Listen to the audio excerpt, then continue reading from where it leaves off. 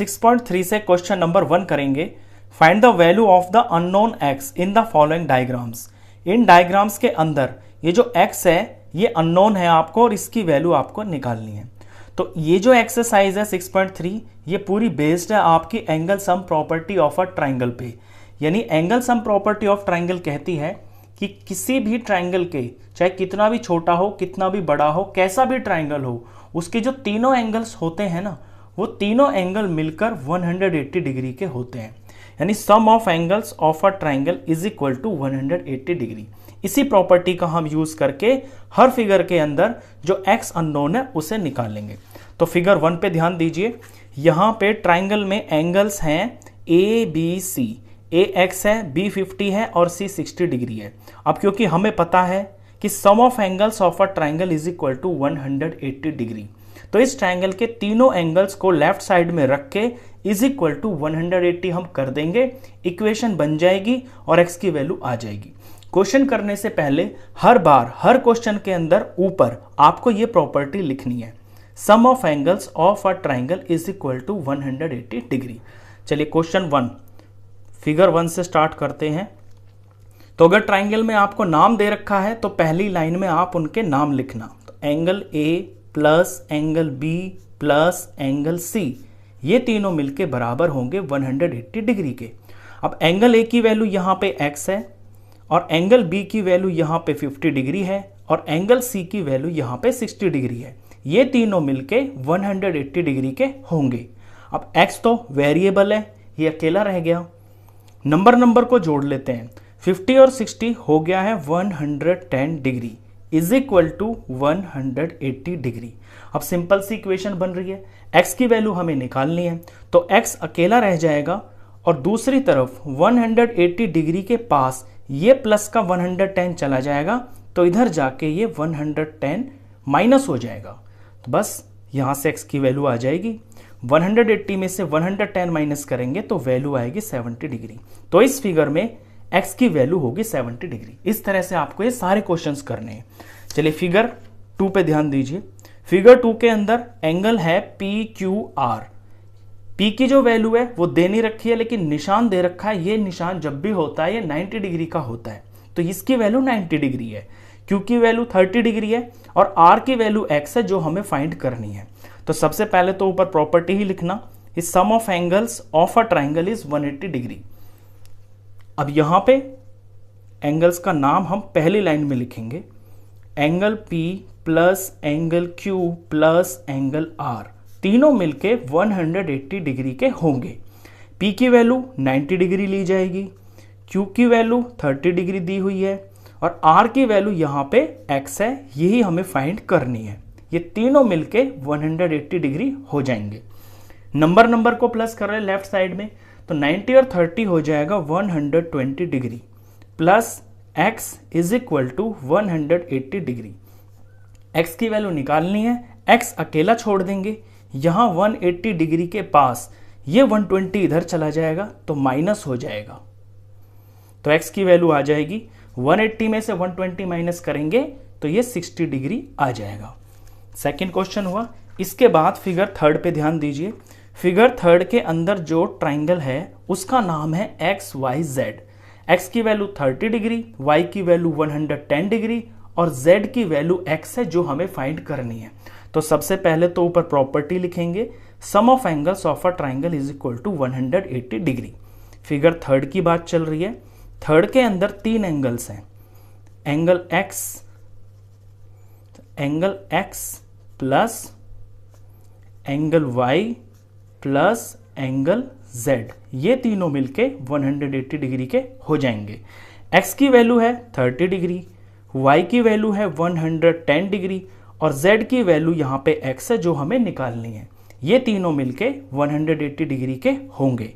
Number पे ध्यान दें तो नंबर का सम किया तो 110 और 30 ये हो जाएगा 140 degree plus x is equal to 180 degree.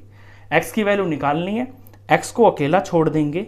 180 के पास ये 140 इधर जाके माइनस हो जाएगा तो x की वैल्यू आ जाएगी 180 में से 140 माइनस करेंगे तो 40 डिग्री आ गया। थर्ड क्वेश्चन हुआ। चलिए फोर्थ पार्ट देखिए। फोर्थ के अंदर आपको एंगल के नाम नहीं दे रखे, यहाँ पे जो ट्राइंगल है ना उसका नाम नहीं दे रखा। तो जब नाम नहीं दे रखा तो फिर हमें नाम लिखना भी नहीं है, फिर डायरेक्ट एंगल्स की ही वैल्यू यहाँ पे लिखनी है। ये फोर्थ पार्ट है। तो सबसे पहले ऊपर प्रॉपर्टी लिखना, sum of angles of a triangle is 180 degree. उससे नीचे वाली लाइन के अंदर इन एंगल्स को वैल्यू के साथ में लिखना। तो इसमें x है और 50 डिग्री है, तो x